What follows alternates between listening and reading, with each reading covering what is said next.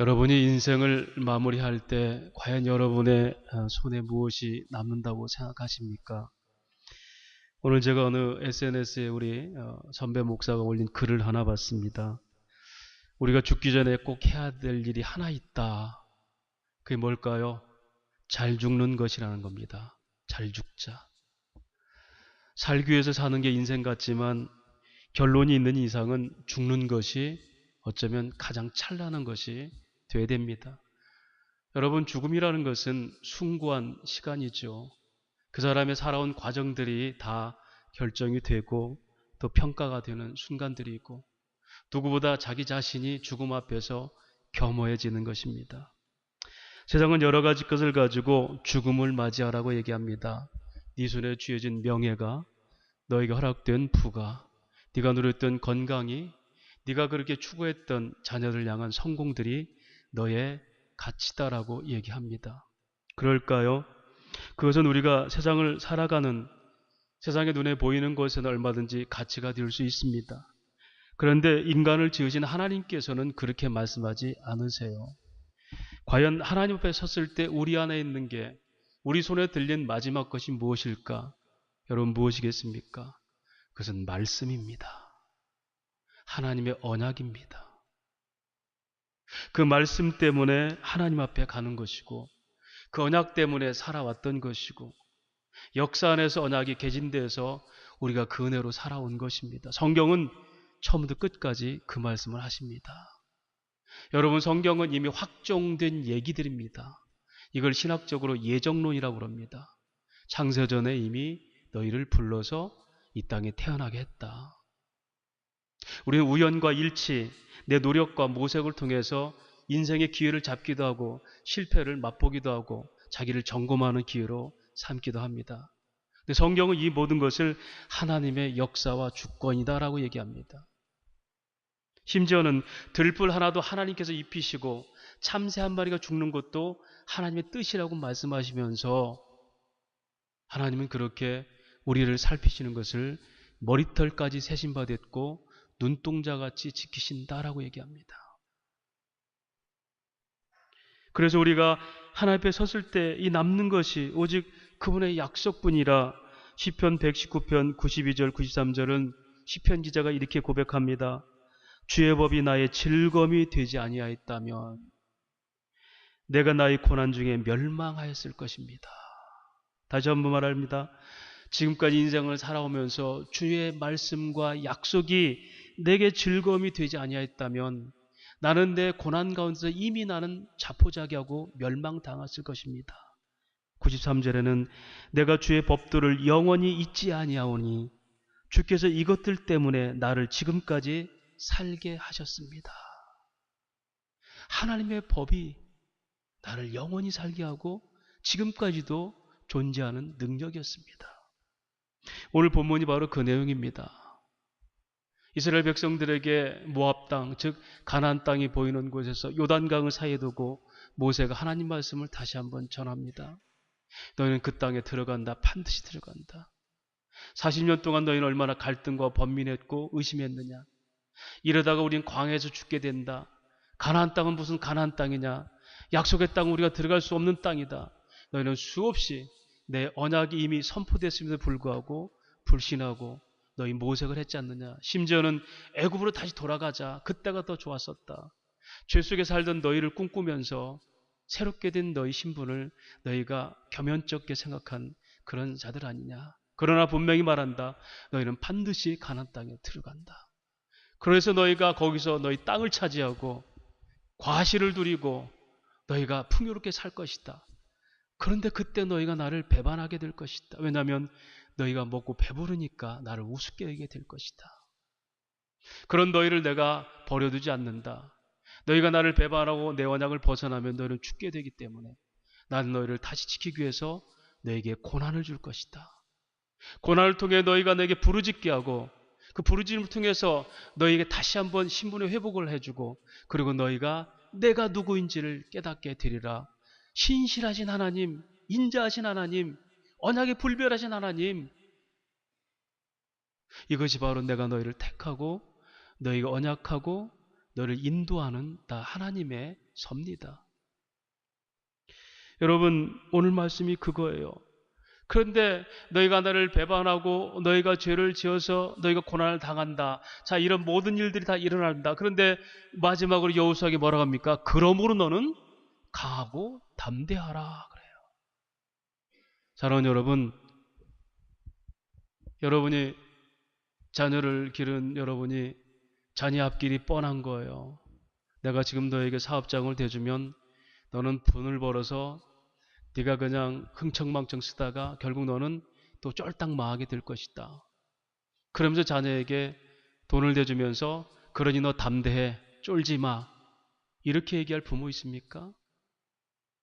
아마 신신당부할 거예요. 너 돈 혹시 돈을 벌게 되더라도 그렇게 흥청망청 쓰면 안 된다. 사별한 끝없이 모색을 하면서 너 창대함을 바라봐야지. 한순간의 성공으로 너 인생 그렇게 흥청망청 쾌락해서는 안 된다. 할 거예요. 그런데 너는 이미 그 길을 가고 있어. 그런데 담대하라 그렇게 얘기합니다. 여러분, 성경 읽다 보면은 우리의 상식과 이성으로는 도저히 해결할 수 없는 일이 많아요. 너는 반드시 죽어. 그런데 담대하라 그래요. 사랑하는 여러분, 오늘 예수 믿는 저 여러분이 다 죽죠. 근데 하나님 뭐라 그래요? 소망을 가져라 그래요. 죽음 가운데 소망. 세상은 죽음을 절망으로 끝나버리는데 성경은 오히려 그때도 썩지 않을 소망이 비로소 나타난다 얘기예요. 여기 담대하란 이유, 두려워하지 말고 걱정하지 말은 몇 가지로 한번 분석해 볼까요? 스스로 해결할 가능성이 있을 때는 두려워할 필요 없죠. 오히려 그렇게 걱정하는 사람을 참 걱정도 팔자다 그러죠. 당신 능력 있잖아. 뭐 때문에 두려워해? 또 하나, 누군가 그 문제를 대신 해결해 줄 수 있다. 믿는 구석이고 빽이 있으면 두려울 게 뭐가 있어요? 우리 아버지 뭐 능력자인데 까짓것. 또 하나, 아무것도 할 수 없을 사람. 객기를 부리죠. 그러니 뭐 죽기밖에 더 하겠어. 팔자소간이지. 어떻게 요행은 있을 거야. 여러분, 이게 세상 사람들에게 걱정하지 마라는 얘기예요. 우리는 어디에 속해 있을까요? 스스로 해결할 수 있습니까? 아니면 여러분들이 누군가 대신해줘서 늘 그걸 의지하고 있습니까? 아니면 될 대로 되라. 하늘이 무너져도 솟아날 구멍이 있겠지. 요행을 바라십니까? 성경은 우리가 아무것도 할 수 없기에 누군가를 바라는데 그분이 말해요. 너희가 아무것도 할 수 없을 때 오히려 담대하라. 여러분, 이게 신앙이에요. 믿을 신, 앙망하랑. 신앙이라는 것은 내 힘으로 견디고 할 수 있는 것은 믿을 필요 없어요. 그걸 하는 겁니다. 진짜 신앙은 내 힘으로 할 수 없는 것들에 대한 하나님을 앙망하는 거예요. 여러분, 그 얘기는 뭡니까? 세상에는 내 힘으로 할 수 있는 것 없는 것이 아니라 오직 하나님의 뜻과 주권에서 나타난다는 거예요. 이걸 믿는 것을 믿음의 신앙, 신앙 행위. 이걸 성경 원어로 말하면 피스티스, 하나님의 설명된 믿음, 신실한 믿음. 하나님이 설명하지 않고 당신을 믿으라 하지 않아요. 자가 너희를 만들었다. 너희가 나를 배반하고 너희가 나를 그렇게 떠나도 나는 너희를 끝까지 책임진다. 역사 안에서 이미 신실하게 설명됐어요.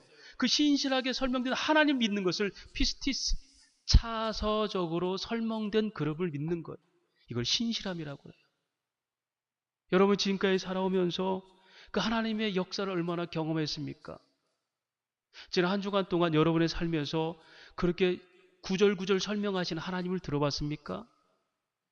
여전히 우리는 그저 내가 주어진 직장에서, 내 공간에서, 내 가정 안에서 그렇게 내 방식으로 살아온 거 아닙니까?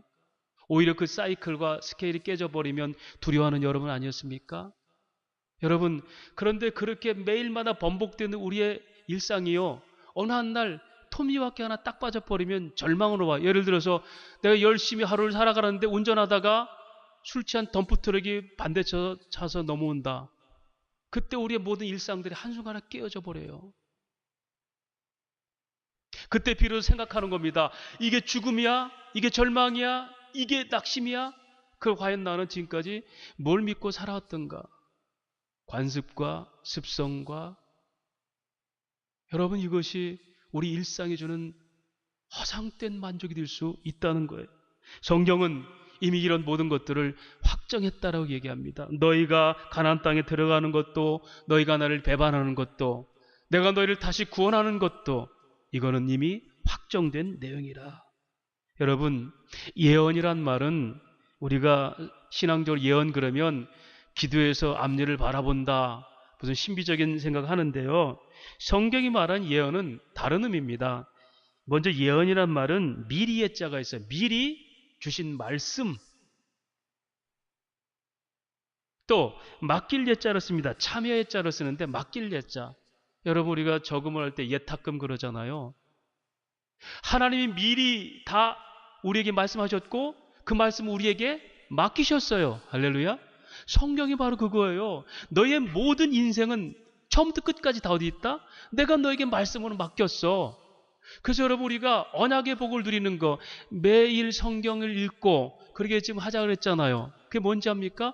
이미 맡겨진 말씀을 보면서 어떤 상황이 올지라도 두려워하지 않는 거예요. 그게 담대함이에요.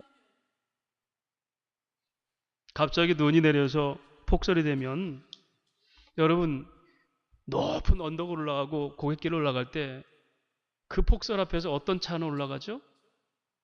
벤츠? 비싼 차? 모닝은 못 올라갑니까? 아니에요. 스노체인을 준비한 차만 올라가요. 벤츠라서 올라가는 게 아니고 모닝이라서 못 올라가는 게 아니에요. 이게 맡길 예예요. 하나님이 우리에게 그 방법을 맡기셨어요. 성경을 통해서 확증하셨어요. 자, 너희가 가나안 땅에 들어가. 지금까지 쫄았지. 40년 동안 방황하면서 과연 들어갈까 의심했지. 들어가. 걱정하지 마. 심지어 애굽에서 태어난 모든 사람들 다 죽였잖아. 근데 너희가 들어갈까 의심했지. 들어가. 걱정하지 마. 왜? 이건 이미 내가 확정한 거야. 그리고 너희는 나를 잘 섬긴 것 같지만 아쉬우니까 나를 불렀지. 너희가 배부르면 나를 외면할 거야. 이방신을 섬길 거야. 그리고 너희는 그것 때문에 심판을 당하게 돼. 남의 나라 포로 잡혀가고 너희 자녀는 다 흩어져 버려. 그러나 너희를 다시 돌아오게 할 거야. 여러분, 이 언약이 있는 사람들이 어떤 형편과 어떤 상황이 닥칠지라도 내게 맡겨진 하나님의 계획을 아는 사람들은 담대한 겁니다. 이것이 오늘 강하고 담대하라. 심지어 여호수아야, 네 백성들이 너를 배반하고 너를 손가락질하고 너를 잘못된 지도자라 그렇게 획책할 거야. 여러분, 예수님께 이 땅에 오셨을 때에 어둠이 빛을 싫어해서 빛이 어둠을 배반했다 그랬잖아요. 자기 백성 가운데 와셨는데도 그 백성들이 예수를 십자가에 죽였잖아요. 네가 여호수아야, 너는 그런 고난을 당할 수 있어. 바울 사도야, 너는 그런 고난을 당하고, 에레미야야, 네가 바른 말씀을 전하면 사람들의 마음이 굳어져서 네 말을 듣지 않을 거야. 이사야야. 여러분, 선지자들 모든 예언가들에게 하나님 그걸 말씀하셨어요. 오늘날 이 시대에게 그 성경을 말하고 복음을 말하면 웃기지 마세요라고 얘기해요. 여러분, 그래서 전도에 미라는 것입니다. 세상 방식과는 다른 거예요, 성경은. 그런 의미에서 여러분, 저와 여러분은 이 시대 예언가들입니다. 이미 세상의 시작과 종말을 다 맡겼어요, 우리에게. 알파 오메가, 어디서 어디로 가는가, 우리는 이미 다 알고 있어요. 그래서 갈 길 모르는 저들에게 예수가 길이요 진리요 생명입니다. 이걸 전하는 것이 저와 여러분의 입술의 고백이고 삶으로 향기고 써지는 인생의 역사에 편지로 나타나야 돼요. 교회에서만 듣는 게 아니라, 읊조리는 성경이 아니라 삶에서 여러분 그런 향기들이, 교회가, 하나님의 사랑들이 점집적으로 펼쳐질 때 그것이 교회 역할이에요. 다시 물을 겁니다. 여러분들에게 하나님께 물을 겁니다. 너는 뭐 들고 여기 왔니? 내 말씀이었냐? 네 가치관이었냐? 네가 가장 중요한 게 뭐였느냐? 저는 때로는 제 자존심이 하나님 말씀보다 위에 있을 때가 있어요. 그럴 때마다 하나님이 정말 제 자존심을 땅바닥에 내팽겨 쳐버리시더라고요. 그때 저는 고백합니다. 하나님, 내가 주 앞에 짐승 같았는데 내가 참 잘난 채 많이 했습니다. 이 말씀의 복이 여러분들께 있습니까? 이 말씀의 복, 하나님께서 여호수아에게 대해서 이 말씀을 전하기 전에 이미 말씀의 복에 대해서 설명한 장면이 있습니다. 오늘 찾아봅시다. 바로 앞장의 30절에 30장 11절에 20절까지인데요. 신명기 30장 11절. 자, 하나님이 이 말씀의 복을 뭐라고 설명하셨는지 먼저는 30장 11절부터 14절까지가 이 말씀이 멀리 있는 게 아니다. 14절 보십시오. 오직 그 말씀이 내게 매우 가까워서 내 입에 있으며 네 마음에 있은즉 네가 이 일을 행할 수 있다. 여러분, 저와 여러분은 말씀 행할 수 없다라고 얘기하지 않습니까? 성경은 말해요. 야, 네가 가나안 땅에 들어가는 거 언약이야. 네 노력으로 들어간 게 아니라 내가 결국 들어가게 할 거야. 너희들이 나를 배반해. 배반하지 않고 싶어도 너희들의 죄는 나를 배반하게 돼 있어. 그럼 배반해. 그것도 말씀이야. 그리고 너희는 고난을 당해. 그래, 고난 중에 너희가 절망 가지지? 그치만 난 널 회복해. 자, 말씀 어디 있다? 네가 알고 있는 이 머릿속에 있고 마음에 이미 있어. 여러분, 그것을 행할 수 있다. 이건 뭘로 행하여? 믿음입니다. 믿음. 할렐루야. 믿음. 하나님 말씀을 주면서 너희가 무조건 행하라 가냐. 내가 그렇게 하게 한 거니까 너희 그대로 따라서만 하면 돼.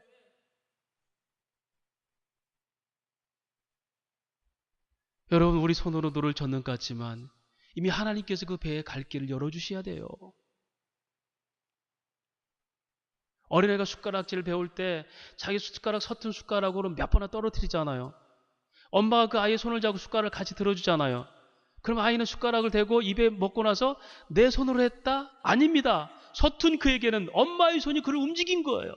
내 손은 먹은 것 같지만 이게 하나님의 손이에요. 인생의 역사하시는 하나님의 손입니다. 이 하나님의 손이 우리를 살게 하시는 거예요. 언제나 말씀 가까이 있다. 그래서 여러분, 성경은 읊조리는 연불이 아닙니다. 성경은 하나님이 약속하신 대로 우리가 함께 계시는 겁니다.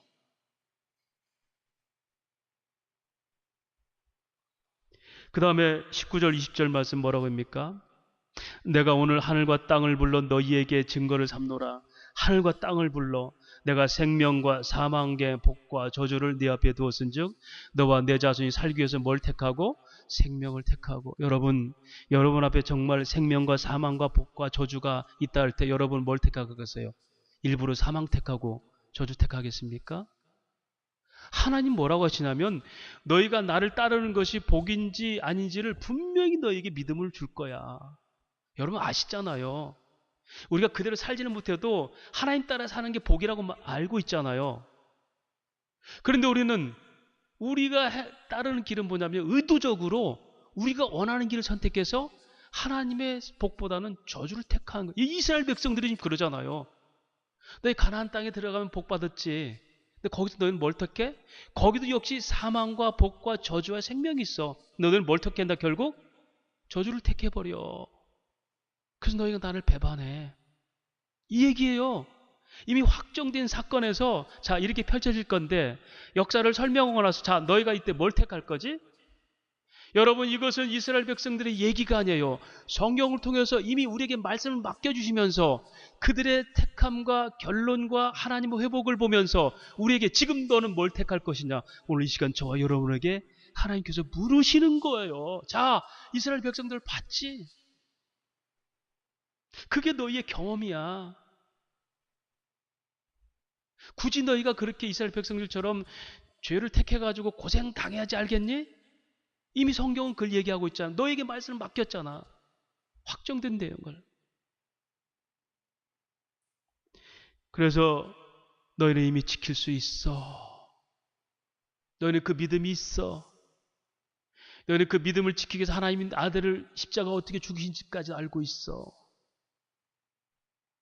너희가 믿음이 이벤트가 아니다. 믿음은 한순간 이벤트로 사라지는 게 아니다. 끊임없이 그것이 묵상되고 삶으로 행해되지는 그래서 열매를 누려야 되는 하나님의 인도 방식이다. 여러분 은혜 받았던 내용들이 지금 뭘로 남아 있어요? 여러분 설교 시간에 하나의 그 엣지 그 믿음의 힘을 얻습니까? 언제적 얘기예요 지금? 저는 지혜와 말씀을 묵상했습니다. 몇 개월 전에 학교 일 때문에 제가 급하게 할 때 제 아내가 문자를 보냈어요. 여호와를 경외함이 지혜요, 악을 멀리함이 명철입니다. 결코 사람의 뜻 따르지 말고 하나님의 공의를 쓰세요. 제 아내가 문자 보냈더라고요. 여호와를 경외함이 지혜입니다. 죄를 멀리함이 명철입니다. 제가 그걸 얼마나 은혜를 받은지 알아요? 그런데 어느 순간 잊어버리고 있었어요. 지혜와 명철 뭐더라? 잠언 말씀이에요. 맞아. 하나님을 경외하는 게 지혜고, 그걸 지키기 위해서 죄를 멀리하는 게 진짜 똑똑한 거야. 하나님을 경외한다고 예배를 드리고 자기 욕망을 찾아서 죄를 택해버리는 건 그건 똑똑한 게 아니야. 헛똑똑이야. 이것이 성경이 얘기해요. 말씀은 어려운 게 아니야. 너희 함께하고 있어. 그 역사로 살아가는데도, 이미 수천 년 전에 이스라엘 백성들의 역사를 통해서 하나님을 보였고 깨닫게 했는데도, 너는 52주 동안 설교를 통해서 끊임없이 그 복음을 들었는데 불구하고 이벤트로 끝나면 안 되잖아. 그게 지금 얘기하는 거예요. 다시 찾을 필요가 없어. 말씀은 너희 가운데 있고 그 말씀으로 역사하는 나는 너희와 동행하고 있어요. 함께하고 있어요. 바로 여호수아서 넘어가면 하나님 말씀하십니다. 여호수아에 담대하라, 강하라. 내가 모세와 함께하는 것이 너와 함께하리니, 네가 어디로 가든지 내가 함께하리니 너는 강하고 담대하라. 여러분, 그 말씀이 떠납니까? 안 떠나요. 우리가 하나님을 버려버리는 겁니다. 내 마음속에서 지워버리고 내 가치관에 어긋나 버리면 하나님을 버려버리는 거예요. 그러면서도 예배자로 서 있는 거예요. 이게 우리의 현실입니다, 여러분. 사랑하는 여러분, 제 동료가 엊그제 만나서 그러더라고요. 목사님, 목자는요 양들과 함께하는 게 목자입니다. 우리가 설교할 때도 양들과 함께하는 거예요. 그 말이 얼마나 가슴을 치는지 몰라요. 맞습니다, 여러분. 여러분과 함께해야 돼요. 어떻게 함께할까요? 좋은 말만 할까요? 하나님께서 그들과 어떻게 함께 하셨을까요? 그래, 네가 한 대로 놔둘게, 그냥 가, 이랬습니까? 아니잖아요. 생과 사와 복과 저주를 주겠다. 이미 너에게 생명이 뭐고 죽음이 뭐고 복의 길이 멀고 저주의 길이 뭔지를 다 보였잖아. 쉽잖아. 근데 네 자존심 때문에, 네 생각 때문에, 네가 내세우는 것 때문에 나를 선택하고 내가 주는 길을 선택한 게 아니잖아. 오늘도 우리는 어쩌면 그 이스라엘 백성과 똑같이 이미 확정된 말씀과 그 길을 감에도 불구하고 여전히 우리 생각대로 살아갈 수가 있다는 겁니다. 여러분, 기독교는요 어떤 특정한 사람들만의 진리가 아니에요. 예수가 부르신 사람 모두의 능력이고 힘이고 적용점이에요. 다시 말하면 이거는 통합학문이란 말을 쓰죠. 통합지식. 어른과 아이의 생각이 다르고 지식인과 지식이 없는 사람 생각이 다른 게 아니에요. 그 부분을 찾아볼까요? 이어서 얘기합니다. 31장 11절부터 13절까지 우리가 이 말씀들을 쭉 다 봐야 되는데 여러분이 묵상하니까 제가 이해하고 설교하는 거예요. 자, 31장 11절 13절까지 보면 12절 뭐라고 그래요? 31장 12절. 곧 말씀을 어떻게? 백성이 남녀와 어린이와 내 성읍에 거류하는 타국인을 모으고 그들에게 듣고 배우고 내 하나님 여호와를 경외하며 그 율법의 모든 말씀을 지켜 행하게 하라. 여러분, 어린아이든지 남녀든지 심지어 타국인에게도 예수는 진리예요. 교회가 하나 되지 못하는 게 뭔지 압니까? 이 진리 예수를 벗어나서 사람 생각으로 자꾸 갈라지는 거예요. 편을 만들고. 이게 고린도 교회입니다. 그래서 고린도 교회를 향한 바울의 얘기 있잖아요. 예수 그리스도 주와 같은 마음 같은 뜻을 품고 같은 열매를 맺으라. 그게 교회다. 여러분, 오늘날 가정도 마찬가지입니다. 세대 차이란 말 쓰지 마세요. 유대인들은 세대 차이가 없습니다. 그들은 토라라는 법전을 놓고 할아버지가 여호와는 우리 목자십니다. 그러면 아버지도 아멘, 손자도 아멘해요. 그들에게는 신앙에는 세대 차이가 없습니다. 그건 역사하고 진리기 때문에. 오늘날 왜 세대 차이가 이렇게 많이 나요? 여러분, 그것은 신앙을 제대로 통합이 되지 않았기 때문에 그래요.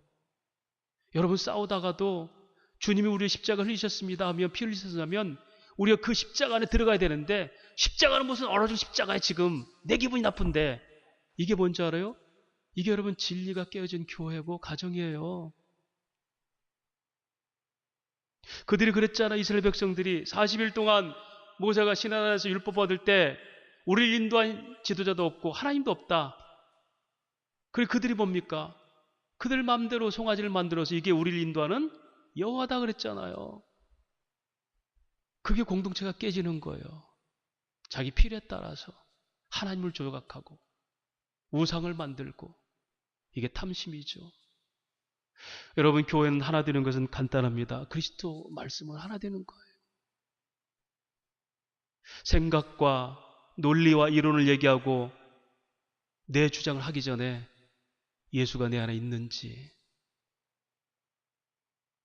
그의 온유함과 겸손함이 내게 있는지,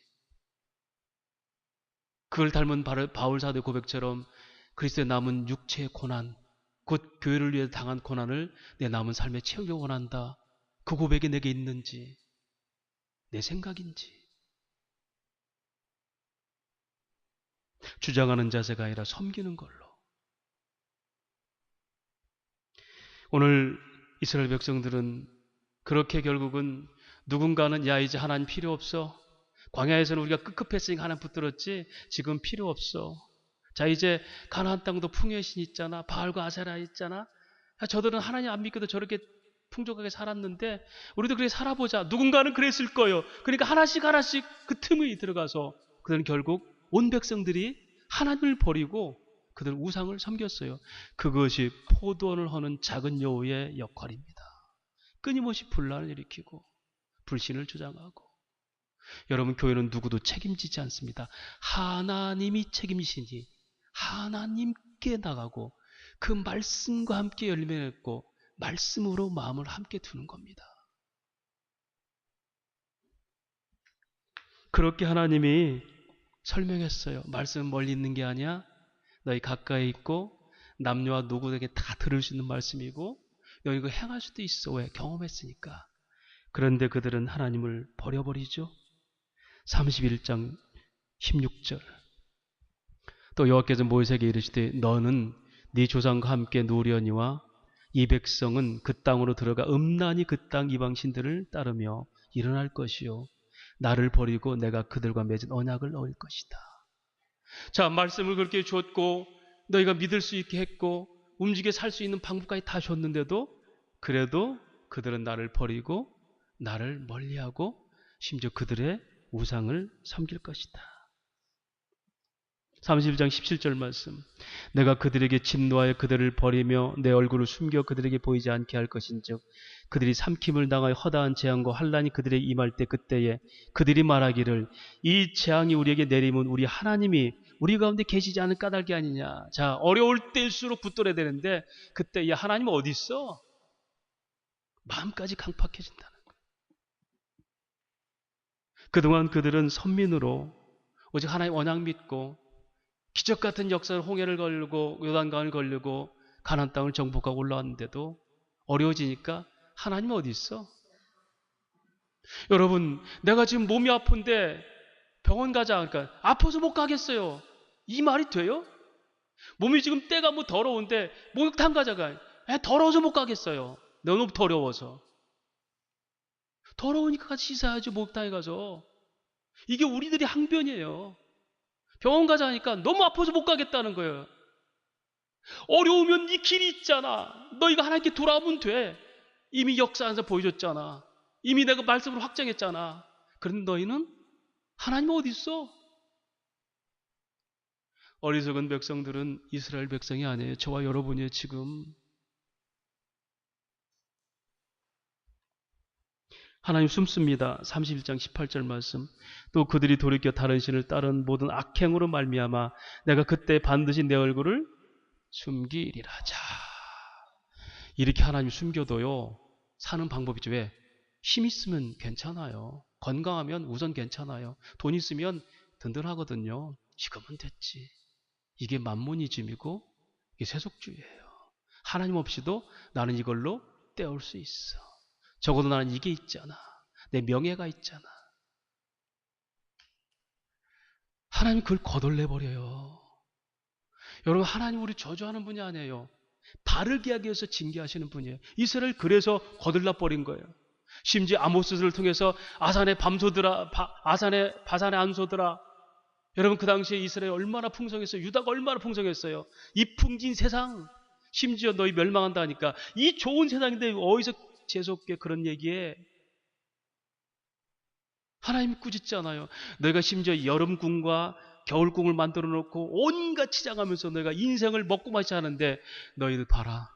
너희 자녀들은 칼에 패일 것이며 너희 아내들은 창녀로 끌려갈 것이며 너희는 다 그들의 포로가 되리라. 그대로 BC 586년에 바벨론에게 포로가 돼서 그렇게 갔잖아요.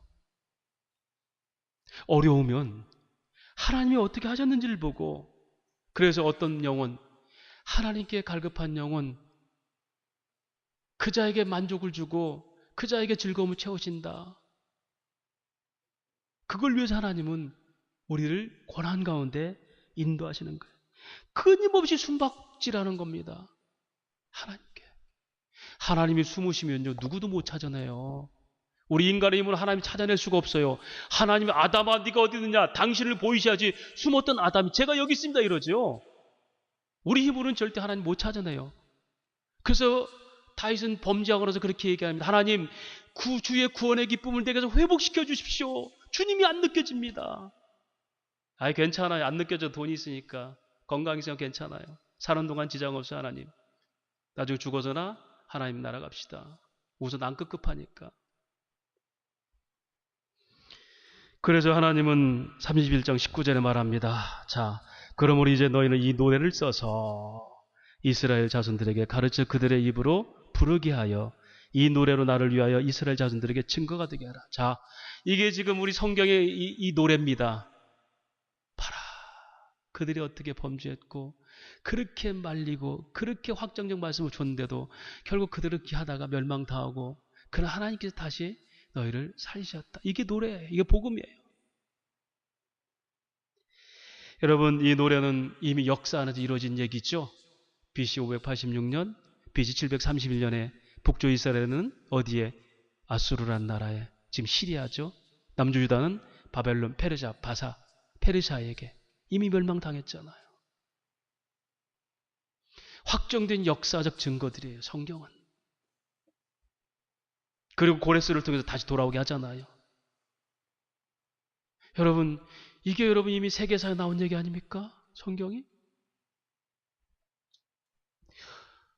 그래서 그 노래를 지어서 거기서 뭡니까? 너희가 범죄했을 때 얼마나 슬펐느냐. 그런데 하나님 너희를 지켜줬지 않느냐. 결론은 뭐예요? 슬픈 노래가 되면서도 그것은 찬란한 노래가 돼요. 십자가의 죽으심은 우리의 죄악이지만 부활하심으로 찬란한 은혜를 주신 거예요. 이게 애가가 변하여 찬미가 되는 성경의 얘기입니다. 코미디언 남보원 씨가 얼마 전에 그 TV에 나와서 자기 일생에 대해서 하는 그런 프로가 있더라고요. 남보원이라는 얘기가 남쪽에서 최고란 뜻이 남보원이라. 이분 이북 사람이잖아요. 이북에 있을 때 남보원을 낳고 아버지가 한량이었어요. 돈도 많았는데 첩을 얻어가지고 재산을 다 들고 도망가가지고 피난 내려왔는데 이제 엄마하고 둘이 내려온 거예요. 그래가지고 이 아버지는 첩하고 살다가 다 쫄딱 망하고 늙음하게 병들어서 본척에 온 거예요. 그것도 첩까지 데리고. 그 많은 시간 동안 눈물로 아들을 키우고 헌신을 다한 어머니가 이제 그 늙음하게 돌아온 아버지를 맞이한 거예요. 그리고 정성을 다해 섬기고, 그러다 어머니가 병이 들고 아버지는 이미 돌아가셨어요. 근데 남보원 씨가 그래도 효자니까 선산을 만들어가지고 묘를 다 쓴 거예요. 거기에 작은 어머니 묘까지 만든 겁니다. 그리고 그 자유로운 어머니에게 병상에 누워서 마지막 이제 숨을 거둘 때, 어머니, 제가 작은 어머니까지도 제가 모시겠습니다. 그때 어머니가 병상에 들어눕더래요. 그것만 안 된다는 거죠. 여자의 심정으로. 그때 그 돌아눕고 나서 어머니가 이제 그 길로 돌아가신 거예요. 그의 마음이 얼마나 넓고 큰 걸 떠나서 어머니가 그렇게 마지막 돌아가실 때 그렇게 마음 아프게 한 거, 묘비를 붙들고 노래하는 겁니다. 불러봐도 울어봐도 못 오실 어머니여, 불초한 이 자식이 생전에 지은 죄를 엎드려 빕니다. 가질 거 어머니 귀에 안 들려주고 내가 해줘도 되는데, 슬픈 애가를 부르면서 불취한 이 죄인 생전에 지은 죄를 엎드려 빕니다. 사랑하는 여러분, 저는 이 노래를 많이 불러요. 하나님, 여기까지 견디셨습니까? 저 같은 존재를 여기까지 참아주십니까?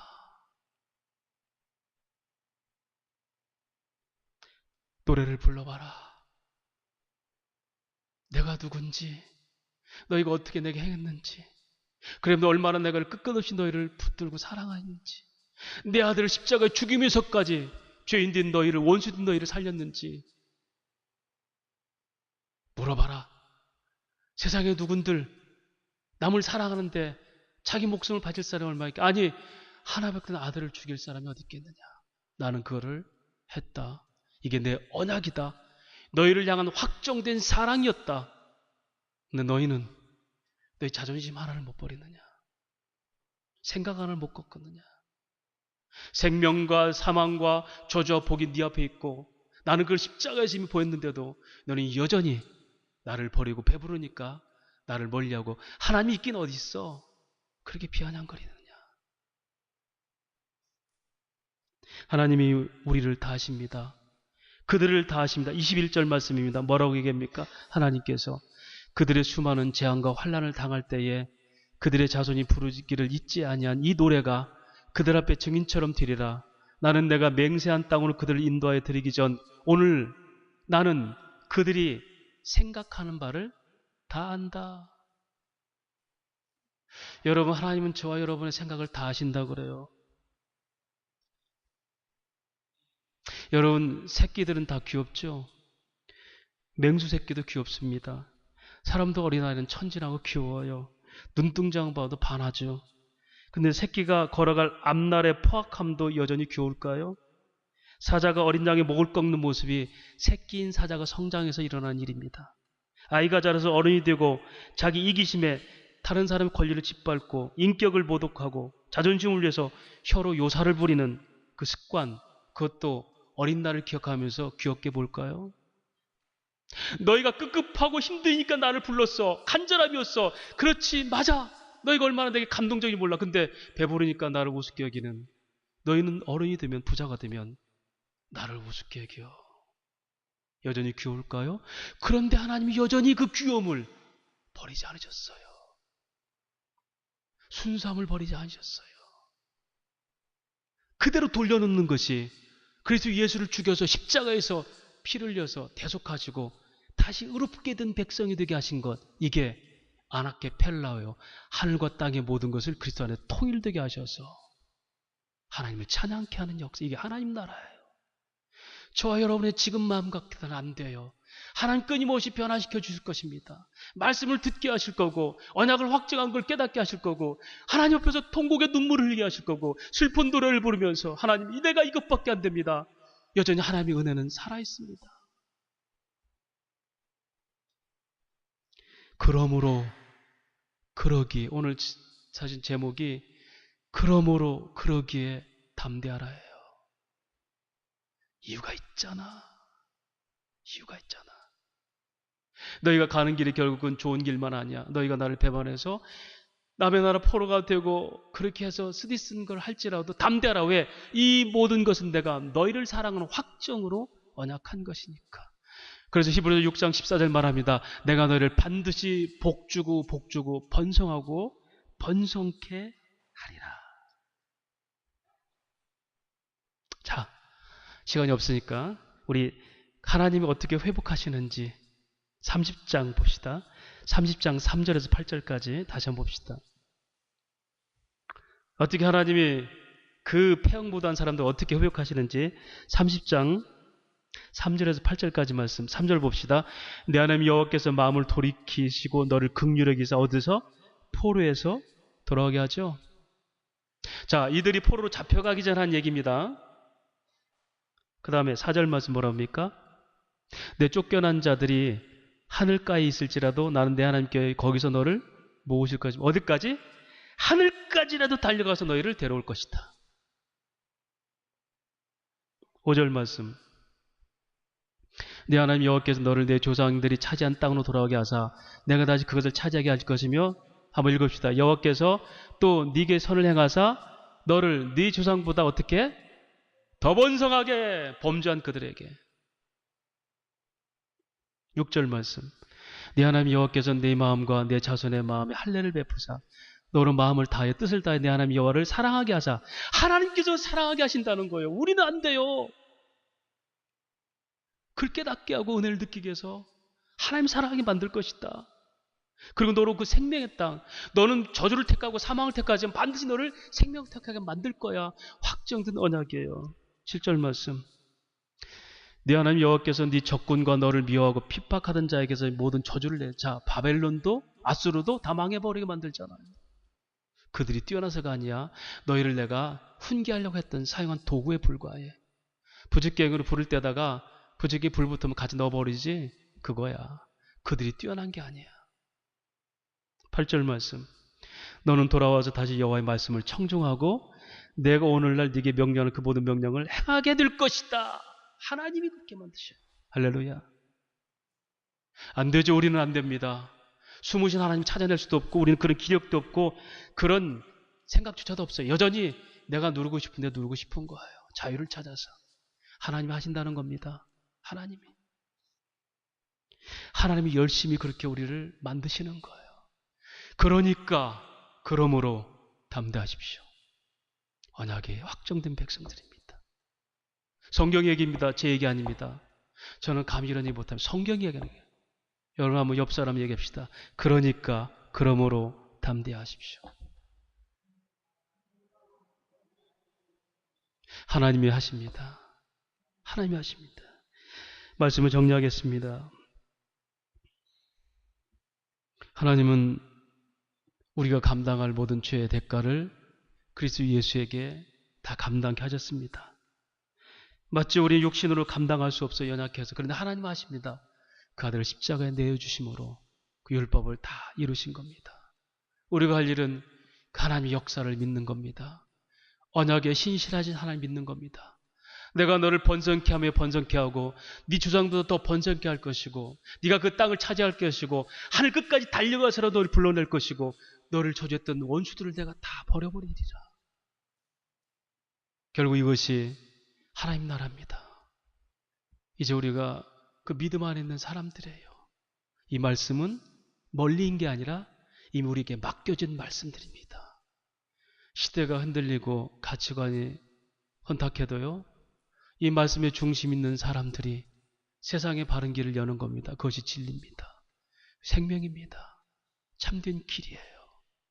우리 세상에 이런 말씀들을, 이런 길들을, 이런 생명된 역사들을 삶으로, 입으로 전달하는 것이 성도입니다. 교회 안에서 읊조리는 말씀이 아니라 이미 함께 하셔서 기필코 나를 통해 이루신 하나님, 그 하나님 믿는 것, 이것이 하나님과 동행하는 성도의 삶입니다. 그 믿음으로 언약의 확증, 하나님의 역사를 고백하고 증거할 수 있는 성도와 교회가 되시기를 주의 이름으로 축원합니다.